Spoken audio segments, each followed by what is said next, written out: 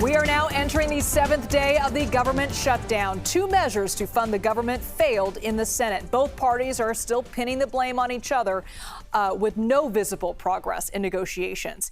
And now travelers are feeling the impacts of this shutdown. Shortages of air traffic controllers who are currently not getting paid have led to some delays and even some cancellations. The Hollywood Burbank Airport near Los Angeles went several hours last night without any air traffic controllers in the tower.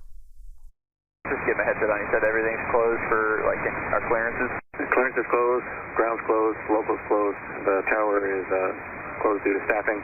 So you just contact SoCal on the 800 number in the green book for your clearance.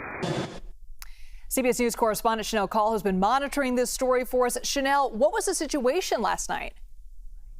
Well, you mentioned there were no air traffic controllers there, Liz. Forget this, 6 hours last night. That obviously causing some confusion, some big delays. The FAA actually said outgoing flights there at Burbank Airport, they were running 3 hours late on average. Now, as of this morning, all air traffic controllers, they were expected to go back to work. And while they were gone, though, the FAA had said that the Southern California TRACON was in control of the air traffic in that area. This is an organization that provides air traffic control for arriving and departing flights elsewhere in the region. 6 hours without air traffic controllers. It's a long time. So how is the federal government responding to this? So, Liz, Transportation Secretary Sean Duffy spoke about the situation from Newark International Airport, and he is saying, look, these types of cancellations, they happen, he says, in an effort to make sure passengers stay safe in the air. Listen.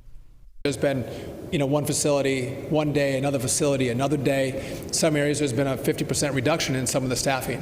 And again, we're tracking it, and we take the appropriate action necessary to make sure our skies are safe. If we see there's issues in the tower that are affecting controllers' ability to effectively control the airspace, we'll reduce the rate, and you'll see more delays, or you might see a cancellation. I'm willing to do that before we're willing to risk anyone's life in the air. And Liz, I do want to note that this isn't the only place that will see problems getting off the ground. The FAA is saying air traffic control staffing issues, they are now affecting flights at numerous airports, including Newark, Phoenix, Denver, and Las Vegas. Wow, those are all big airports. Shanelle Kaul, thank you so much. Now, some of the travelers trying to get to Burbank were stuck in Denver and growing, as you can imagine, very frustrated when they learned that their travel pains were caused in part by lawmakers in Washington. We're coming from Nashville, and so we already had like a 2.5-hour flight. That one was delayed, and then this one is further delayed.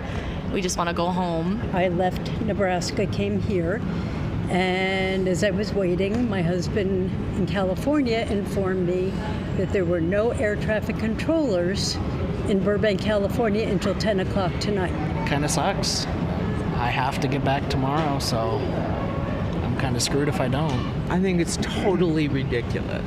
This is because there's an air traffic controller shortage because of the government shutdown. They have no idea how they're disrupting everybody's lives, and they don't care.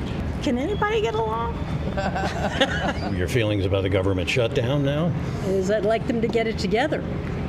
I'd really like them to get it together, maybe work together like they're supposed to.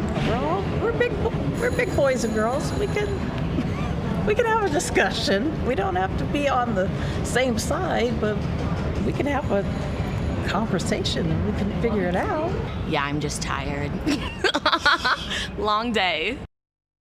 At least she still has a smile. Well, those shortages aren't just isolated to Denver and Burbank. In fact, according to a CBS News data analysis of FAA airspace advisories, officials are seeing more low staffing levels at air traffic control facilities than in the last 3 years. On Saturday, 13 sites were flagged for low staffing levels. That's the largest number since August of 2022, when 15 sites were flagged, not because of a government shutdown. That number was triggered by post-pandemic travel boom.